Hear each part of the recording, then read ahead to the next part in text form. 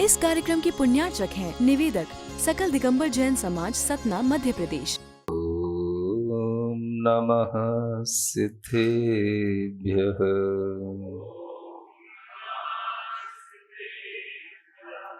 ओकारं बिंदु संयुक्तं नित्यं ध्यायन्ति योगिनः कामदं मोक्षदं चैव ओंकाराय नमो नमः।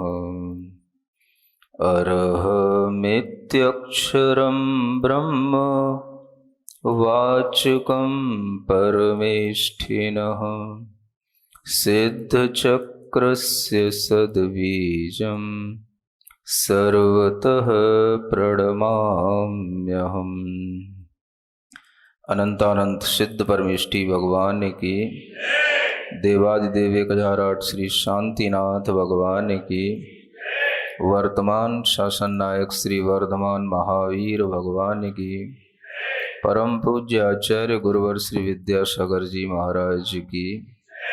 बोलिए परम पूज्य अध्यात्म योगी प्राकृत मर्मज्ञ अरहम योग प्रणेता मुनिवर प्रणम्य सागर जी महाराज की, परम पूज्य मुनि संघ की जयकारा गुरुदेव का।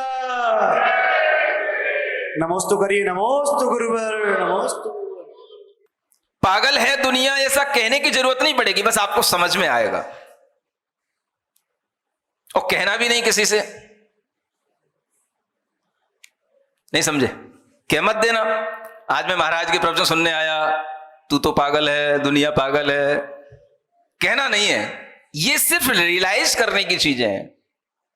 दुनिया पागल है और मैं ज्ञाता दृष्टा हूं। दुनिया पागल है और मैं ज्ञाता दृष्टा हूं, ये मंत्र है। दुनिया पागल है और मैं, जितनी बार इसको रटोगे उतना ही आप अपने भीतर तक पहुंचते जाओगे। दुनिया पागल है या दुनिया में पागलपन है, इसके अलावा कुछ नहीं दुनिया में। हर कोई आपको पागल सा दिखाई देने लगेगा जब आप अपने स्वभाव की ओर आओगे, और यही स्वभाव की ओर आने का मतलब है सिद्धों की ओर जाना। अहम से अरहम की यात्रा करना इसी को कहा जाता है। अरहम ध्यान योग का मोटिव क्या है?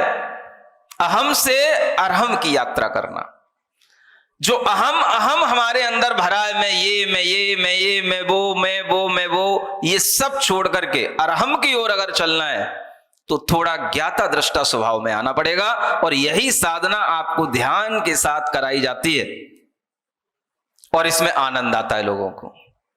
देश में विदेश में बहुत लोग करते हैं। ये स्वभाव में आने के लिए अगर आप अपने अंदर एक छोटी सी चेष्टाएं करते हैं तो आपके कर्तृत्व बुद्धि जो आपकी परद्रव्य से जुड़ी है वो अपने आप कम हो जाएगी। आप उतनी देर के लिए अगर निकम्मे हो गए तो वास्तव में आप उतनी देर के लिए भीतर से वीतराग हो गए। उतनी देर के लिए आप भीतर से अपने स्वभाव में आ गए, माने उतनी देर के लिए आप वीतराग स्वभाव का आलम्बन ले लिए। इसी को कहते हैं वीतराग भाव।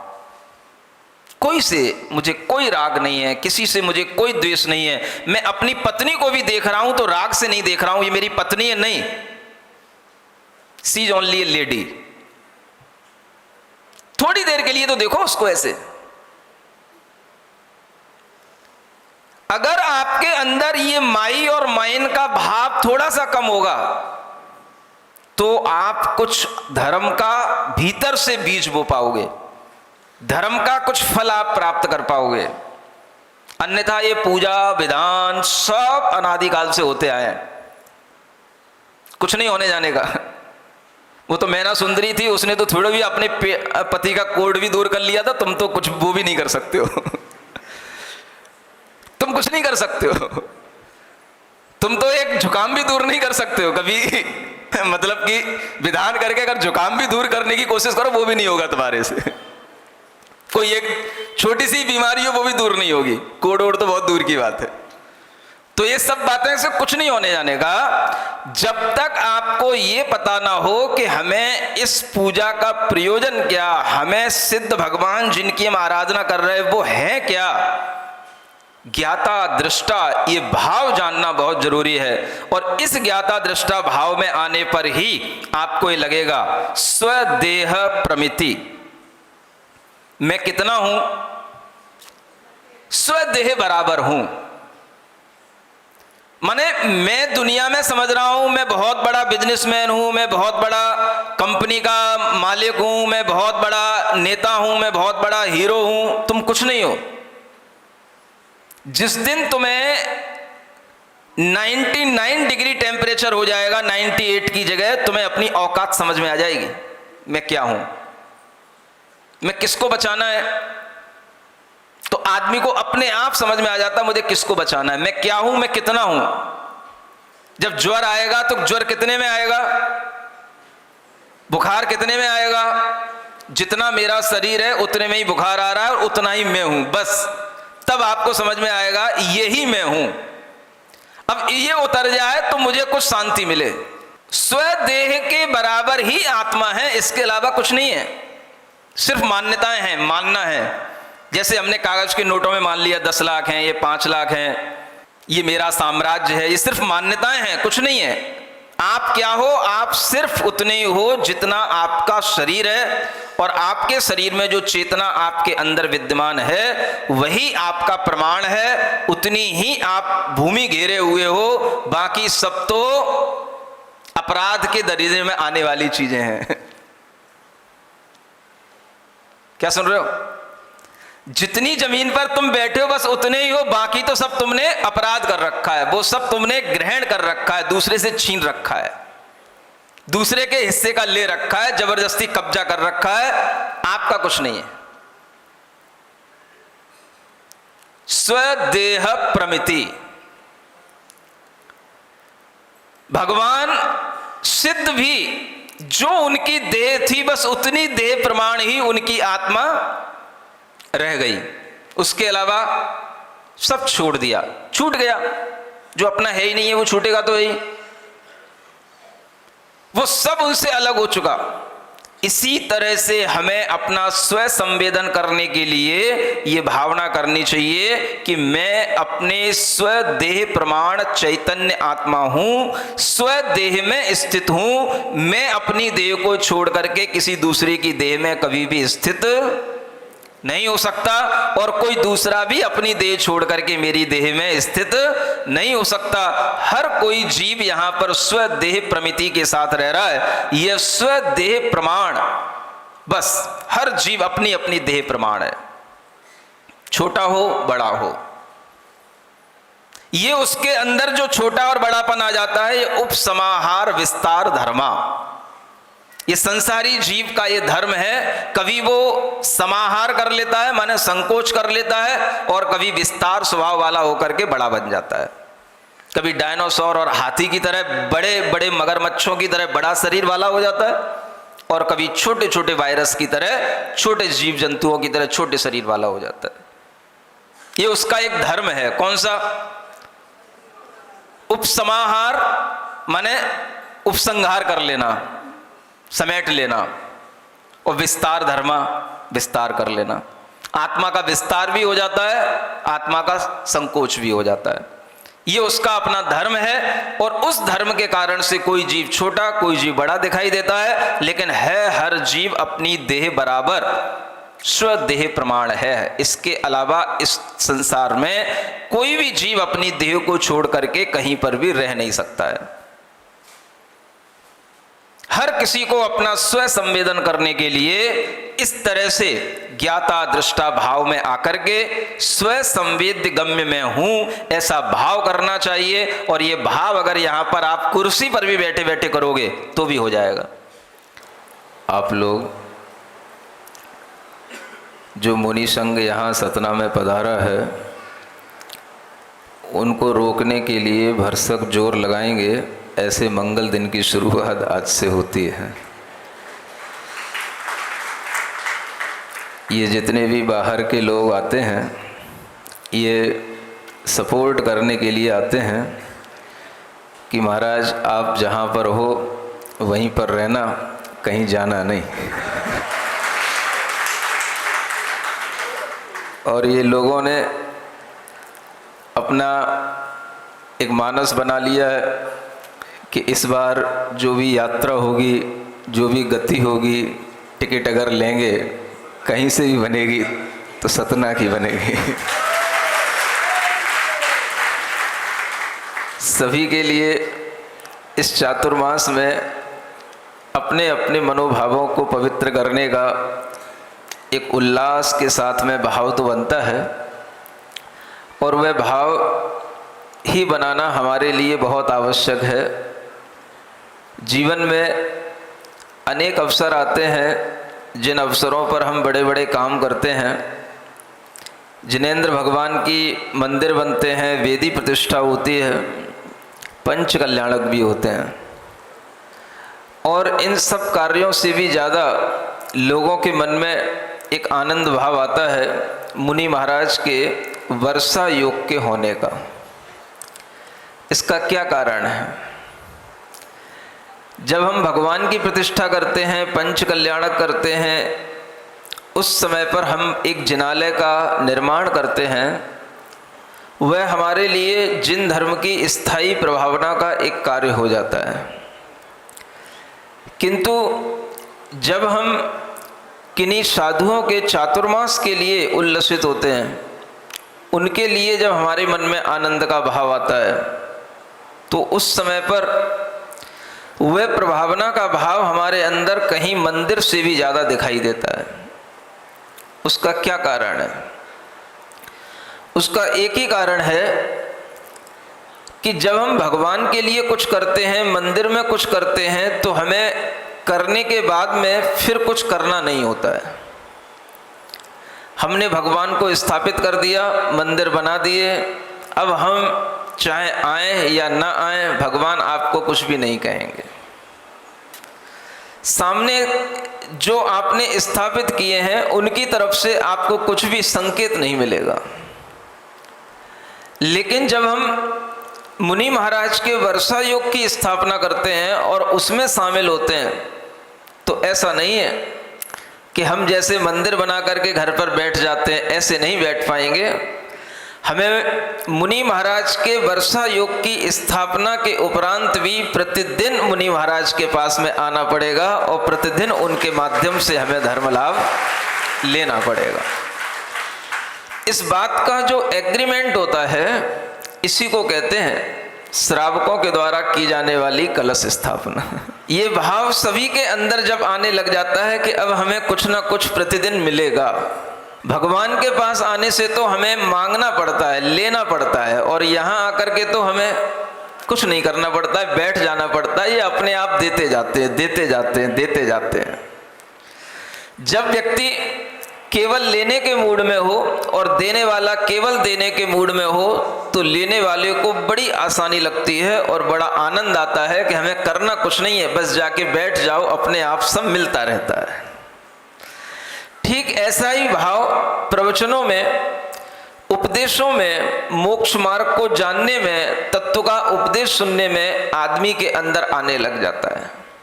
और ये भाव जब आता है तो फिर वह अपने आप में स्वयं भी मोक्ष के पथ पर चलते हुए उसके साथ में अगर थोड़ी देर के लिए भी हो लेता है, तो उसके अंदर ये भाव आने लग जाता है कि हमने भी कुछ प्राप्त कर लिया।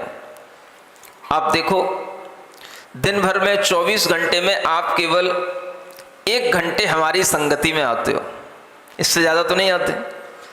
थोड़ी बहुत देर के लिए शाम को आ गए, अब देखा जाए तो थोड़ी बहुत देर के लिए आहार चर्या के समय पर आ गए, और ऐसे करते करते आपके लगभग कितने 2 से 3 घंटे मुश्किल से निकलते होंगे।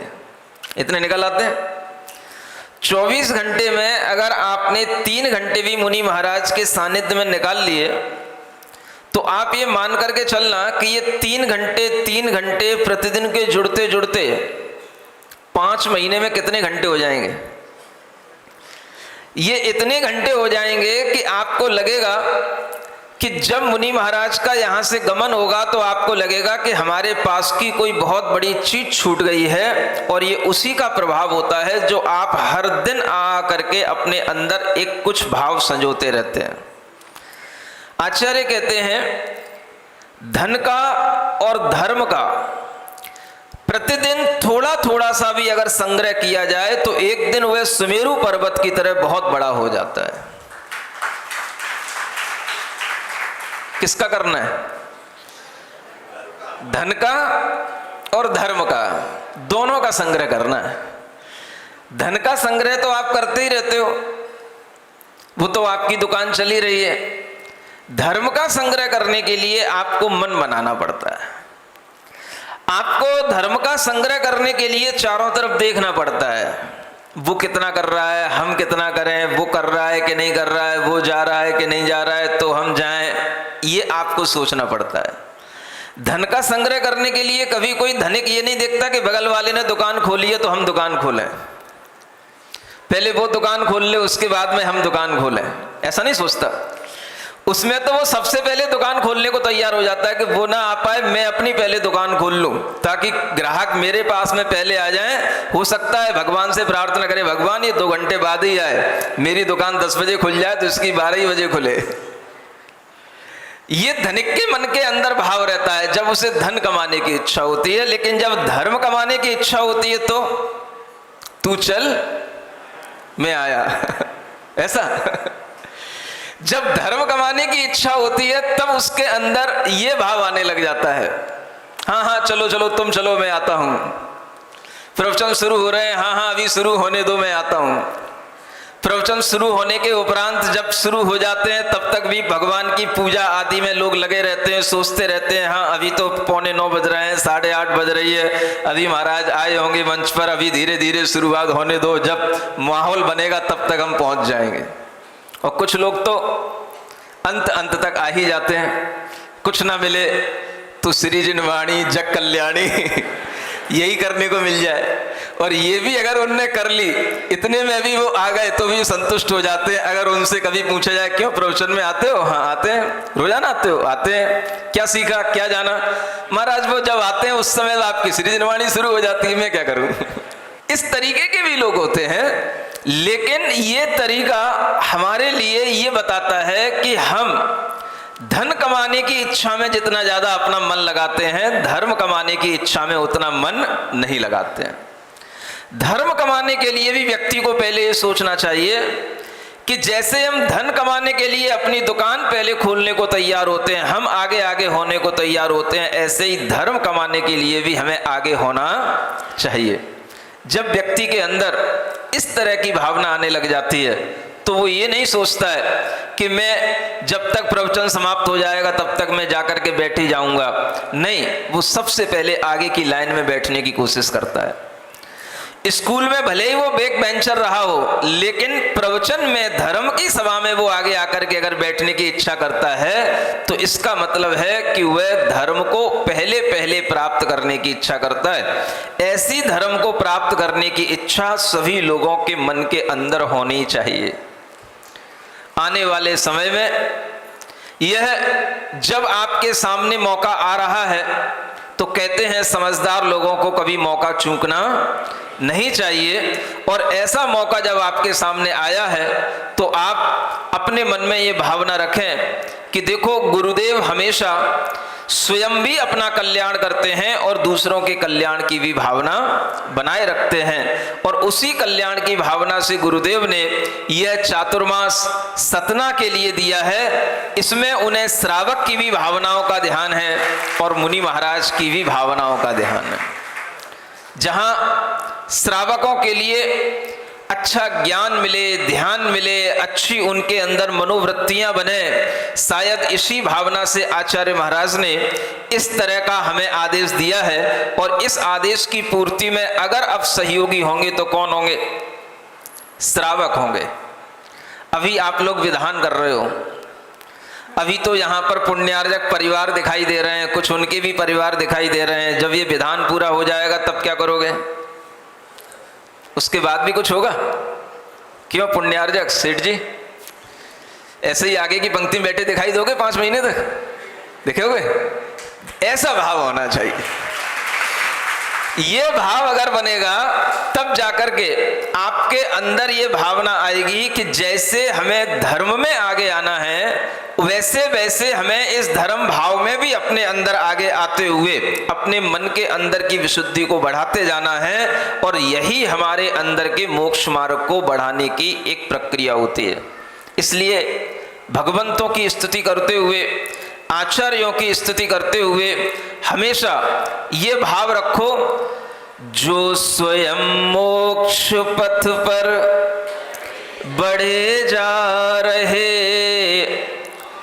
जो स्वयं मोक्ष पथ पर बढ़े जा रहे और भव्यों को भी साथ ले जा रहे, और भव्यों को भी साथ ले जा रहे। जो स्वयं मोक्ष पथ पर बढ़े जा रहे और भव्यों को भी साथ ले जा रहे। जो स्वयं चलते हैं उनके चलते हुए कदमों को देख करके भी बहुत से लोग चलना सीख लेते हैं और वह अपने आप चलने लग जाते हैं, अपने आप उनके साथ होने लग जाते हैं। और इसी तरह की भावना जब साथ में चलने वालों की हो जाती है तो मोक्ष मार्ग बड़ा सरल हो जाता है। चलाना नहीं पड़ता किसी को। गुरुदेव किसी को चलाते हैं? किसी को नहीं चलाते हैं। वो सिर्फ जो है स्वयं चलते हैं और उनके चलने को देख करके लोग चलना सीख लेते हैं।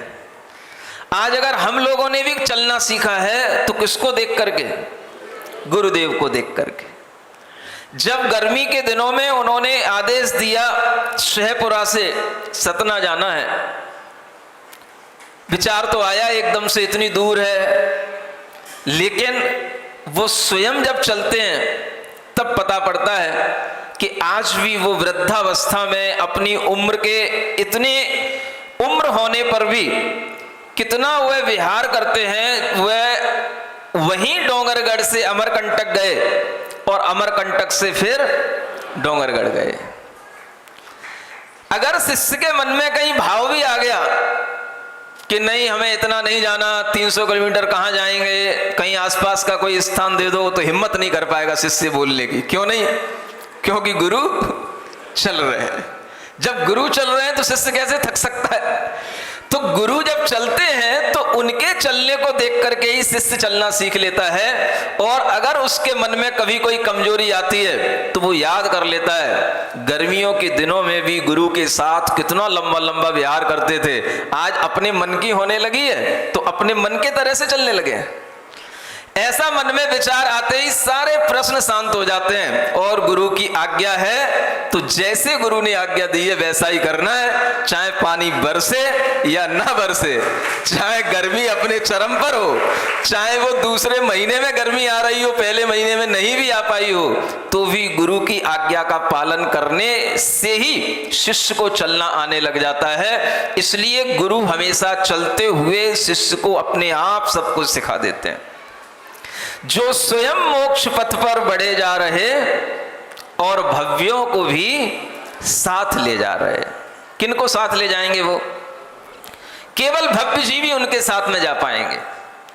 अभव्य जीव तो कहीं ना कहीं छूट जाएंगे, लेकिन जो भव्य होंगे गुरु की आज्ञा के अनुसार अपने मन को चलाने का भाव रखेंगे और वह ये सोचेंगे कि इस पंचम काल में हमें भले ही अरिहंत भगवान नहीं दिखते, भले ही हमें इस पंचम काल में रिद्धिधारी मुनि महाराज नहीं मिलते, लेकिन इस पंचम काल में अगर हमें चलाने वाले निर्ग्रंथ दिगंबर आचार्य मिलते हैं तो यह भी हमारे लिए बहुत बड़ा सौभाग्य की बात है। और इसी सौभाग्य को वह अपना भाग्य मानता हुआ चलने लग जाता है। जो स्वयं मोक्ष पथ पर चले जा रहे और भव्यों को भी साथ ले जा रहे। ये मोक्ष का मार्ग, ये मोक्ष का पथ भी एक पथ है, रास्ता है। इस रास्ते का चलने का भी एक आनंद है और वो आनंद उन्हीं को आता है जो उनके साथ में चलने की कोशिश करें।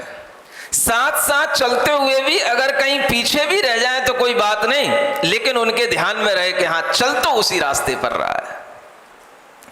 एक ही रास्ते पर चलना, एक ही तरह से चलना, और इस रास्ते पर चलते हुए अगर कहीं कोई दुख भी आ जाए, कष्ट भी आ जाए, तो वो भी दूर हो जाता है। क्यों हो जाता है? क्योंकि गुरु का साथ हमारे साथ है और गुरु का आशीर्वाद हमारे साथ है, तो वह बड़े बड़े कष्टों को भी उस सफर में उठा लेता है और किसी भी तरह से उसे उस सफर में कोई सफर नहीं होता है। क्या सुना? सफर में कोई सफर नहीं होता है। कौन सा सफर? एक सफर माने कष्ट होना, SUFFER। उस सफर में उसे कोई सफर नहीं होता है, कोई कष्ट नहीं होता है, क्योंकि है निराली डगर मोक्ष का ये सफर, है निराली डगर मोक्ष का ये सफर। ये भी एक मोक्ष का सफर है, लेकिन ये डगर अपने आप में निराली है, दुनिया से अलग हटके चलती है। इसकी पगडंडियां अलग बनी होती हैं और ये पगडंडियां दूसरों को दिखाई नहीं देती हैं, बस चलती चली जाती हैं और भीतर भीतर भीतर भीतर गहरे गहरे संस्कार डालती चली जाती हैं। और इन पगडंडियों पर चलते चलते जीव एक दिन उस सिद्ध शिला के ऊपर तक पहुंच जाता है। ये सब गुरु के उपकार की महिमा होती है निराली डगर मोक्ष का ये सफर, है निराली डगर मोक्ष का ये सफर। क्या हमें गम जो गुरु सा मिला हम सफर, क्या हमें गम जो गुरु सा मिला हम सफर। सफर में एक हम सफर भी चाहिए। हम सफर जानते हो? अगर आपके पास जुआ है तो एक हम जुआ भी चाहिए। माने जो हम हमारे भावों के भी समझ सके, हम जो बात कहते हैं उस बात को भी समझ सके, हम जिस तरह से सफर में हैं हमारे साथ भी वो वैसे ही चल सके, और जैसा कष्ट हमें होता है वैसा ही कष्ट उनको भी होता है, तो उसको भी देख करके हम समझ सकें कि इस सफर में कष्ट होना भी एक आम बात है और ये चलता है। लेकिन सफर में एक साथी होना चाहिए। वो साथी कैसा होना चाहिए? वो गुरुदेव जैसा ही होना चाहिए। कोई भी सफर हो सब कट जाता है, अकेला होने पर सफर बोझिल हो जाता है, लेकिन जब सफर में हम सफर कोई होता है तो क्या होता है? सफर आसानी से निकल जाता है। आप लोगों ने तो सब अपने हम सफर बना ही रखे हैं, नहीं समझ आया? अपनी जिंदगी में 20 साल से 30 साल के बीच में सब अपना एक साथी ढूंढ लेते हैं, सब हम सफर ढूंढ लेते हैं। इनके साथ में अब अपनी आगे की जिंदगी बहुत अच्छे से निकलेगी। जितनी भी अपनी 40-50 साल की जिंदगी है अब इनके साथ में आराम से निकल जाएगी, क्योंकि इस सफर में भी एक हम सफर चाहिए। सबने बना रखे हैं। सब खुश हो ना? बोलो तो अच्छे से कट रही है। अगर आपके लिए वह जिंदगी में हम सफर बनाने के बाद में अच्छा लगता है तो सोचो, आप तो कभी अकेले थे नहीं, आपका तो अपना घर था, परिवार था। उस परिवार के बीच में भी रहते हुए आपको एक हम सफर की जरूरत पड़ती है, नहीं समझे? आपके माता हैं, पिता हैं, भाई हैं, बहन हैं, चाचा हैं, ताऊ हैं, ताई हैं, फूफा हैं, बुआ हैं, सब है आपके पास में। नाना है, नानी है, मामा है, मामी है, सब है। इतने परिवार में रहने के बाद भी आदमी को एक हमसफर की जरूरत पड़ती है। एक सोचने की बात है। और जो आदमी इन सब चीजों को छोड़ के निकल जाता है, जो आदमी इन सब का त्याग करके इन सबको भी छोड़ करके निकल जाता है, उसे किसी हमसफर की अगर जरूरत पड़ती है तो वो कौन सा हमसफर उसे चाहिए?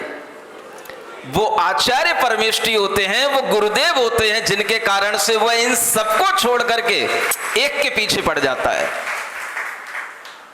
सोचो कितनी ताकत होती है, कितनी हिम्मत की बात होती है। आप सबके बीच में रह करके भी एक हमसफर ढूंढते हो और वो सबको छोड़ करके एक को ढूंढते हैं, और उस हम सफर को अगर वो पा लेते हैं तो उन्हें लगने लग जाता है, हाँ इनके साथ में चलने पर अब हमें कभी कहीं कोई गम कोई दुख नहीं होगा, क्योंकि बस इनको देखते रहो, इनको याद करते रहो। जब भी कभी कोई दुख की बात आए इनको याद कर लो, अपने आप आपके लिए लगने लगेगा कि हाँ इससे ज्यादा कष्ट तो गुरुदेव बहुत सहन कर चुके हैं।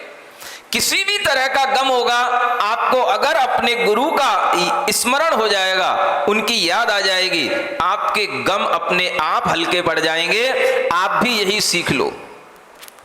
आपने अगर कोई अपना हम सफर बना भी लिया है तो उसको भी यही सिखा दो, और दोनों मिलकर के एक इस राह पर चलते हुए गुरु को आदर्श बनाते हुए चलने की कोशिश करो। अब यूं तो नहीं कहूंगा कि आपने गलती कर ली हम सफर बना के, क्योंकि वो आपने समझदारी से ही काम किया है, पूरे होशो हवास में किया है, सबके साथ मिलकर के किया है, सबको इनविटेशन दे करके किया है, सबको जानकारी दे करके की है। तो यूं तो नहीं कह सकता कि आपने गलती से कर ली। यहां पर आकर के कह जरूर देते हो कभी कभी कि महाराज गलती हो गई लेकिन आपकी गलती को भी मैं समझता हूं कि आप क्यों कह रहे हो महाराज गलती हो गई, ताकि महाराज हमसे कहीं नाराज ना हो जाए कि मेरे से ऐसी उम्मीद नहीं थी महाराज को, लेकिन फिर भी हमने ऐसा कर लिया। तो कभी लोग आकर के कह देते हैं महाराज गलती हो गई। गलती नहीं हो गई, तुमने जो कुछ भी किया है ठीक है, अब तुम एक से दो हो गए हो, अब दोनों को उसी सफर पर चलना है जिस सफर पर गुरु चल रहे हैं। अगर ऐसा आपका उद्देश्य बन जाता है तो यही सबसे बड़ा आशीर्वाद उन दाम्पत्य जीवन निभाने वाले लोगों के लिए होता है। लोग शादी विवाह कर करके आते हैं, महाराज आशीर्वाद दे दो इनका जीवन अच्छे से चले। अब अलग अलग सबको क्या आशीर्वाद दूं, एक साथ सबके लिए कह रहा हूं, जिन्होंने भी अपने जीवन में आगे बढ़ने के लिए, सुख से जीने के लिए अपना साथी ढूंढ लिया है, वह उन दोनों साथियों के लिए मैं कह रहा हूं कि वे दोनों मिलकर के हमेशा अपने जीवन में एक गुरु की कल्पना जरूर करें, एक गुरु को अपने सामने आदर्श बना करके जरूर रखें। और गुरु वही होना चाहिए जिसके माध्यम से हमारे परिणामों में शांति आए, हमें एक नया रास्ता मिले, और जब भी कभी हम भटकें हमें वो ऐसा ज्ञान दें, ऐसा ध्यान दें, ऐसा विवेक दें जिसके माध्यम से हम पुनः अपने रास्ते पर आ जाएं। ऐसा गुरु भी अगर एक बार अपने आप में, अपने अंतरंग में संकल्प के साथ पकड़ करके रख लोगे तो आपका जीवन बहुत अच्छे ढंग से निकल जाएगा। ये गुरु की महिमा जान लो। सिरिजिण वाणी जग कल्याणी जग जन मदतम मोहरी जणमण हारी गढ़हर हारी जम जरा भव रोग हरि तिथ्य राणम दिव्य झुणिम जो पड़ई सुणई मय्ये धारई राणम सौख मणंतम धर्य सासद मोक्ष पदम पावई सासद मोक्ष पदम पावई।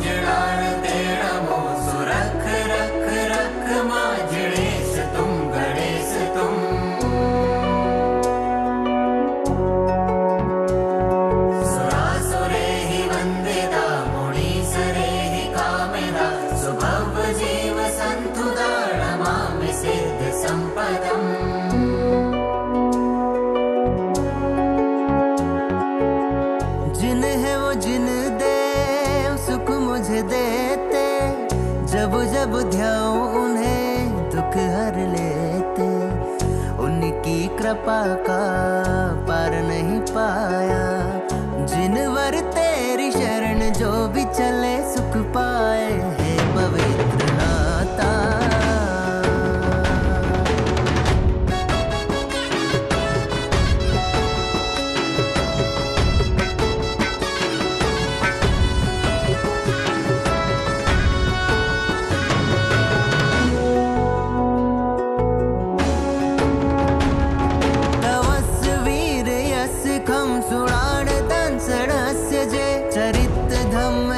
से पाले गाम जयन्तु सूरिणो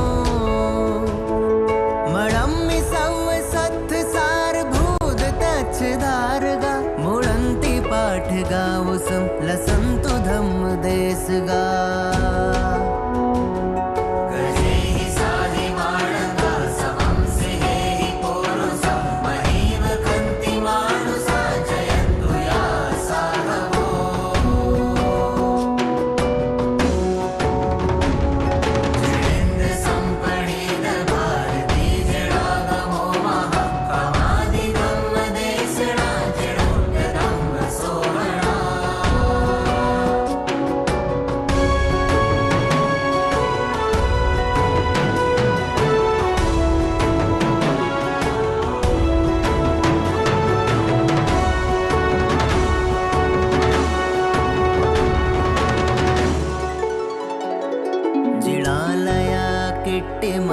किट्टिमा जयन्तु ते जिडेन्द बिंब भासुरा महितले जयन्तु ते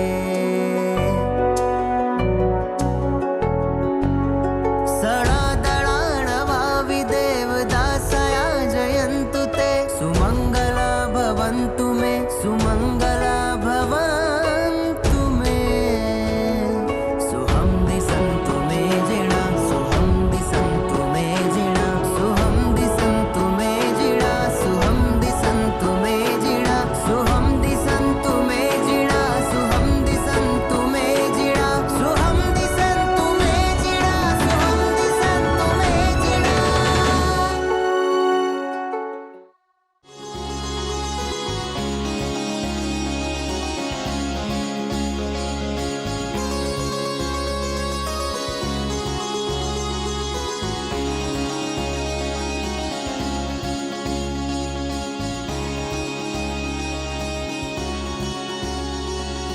इस कार्यक्रम के पुण्यार्चक थे निवेदक सकल दिगंबर जैन समाज, सतना, मध्य प्रदेश।